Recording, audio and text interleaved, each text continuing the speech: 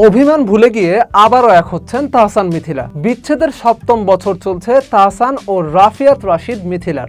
একটা সময় তারা দুজনে ছিলেন হাজারো তরুণ তরুণীর আইডল। ২০১৭ সালের মে মাসে সুদীর্ঘ ১১ বছরের সম্পর্কের ইতি টানেন তাহসান ও মিথিলা। এবার আরও একবার এক হতে চলেছেন সাবেক এই দম্পতি। সকল অভিমান ভুলে নতুন একটি ওয়েব সিরিজের মাধ্যমে একসঙ্গে পর্দায় আসছেন সাবেক এই দম্পতি।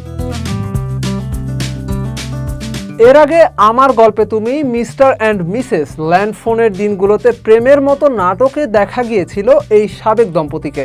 মাটির প্রজার দেশখ্যাত নির্মাতা আরিফুর রহমানের পরিচালনায় ৭ পর্বের ওয়েব সিরিজ বাজিতে আবারও পর্দা কাঁপাতে আসছেন তাহসান ও মিথিলার জুটি। জানা গেছে ইতিমধ্যেই সিরিজটির প্রথম ধাপের শুটিংও হয়ে গেছে ৪ তারকা মানের একটি হোটেলে।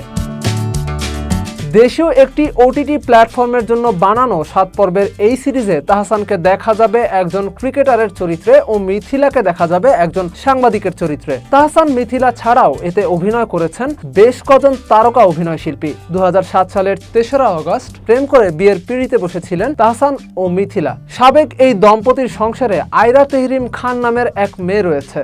অন্যদিকে মিথিলা বর্তমানে পশ্চিমবঙ্গের জনপ্রিয় পরিচালক সৃজিত মুখার্জির ঘরণী। ২০১৯ সালে বিয়ে করেন তারা। তবে একমাত্র মেয়ে আয়রাকে ঘিরে তাহসান মিথিলার বন্ধুত্ব অটুট রয়েছে।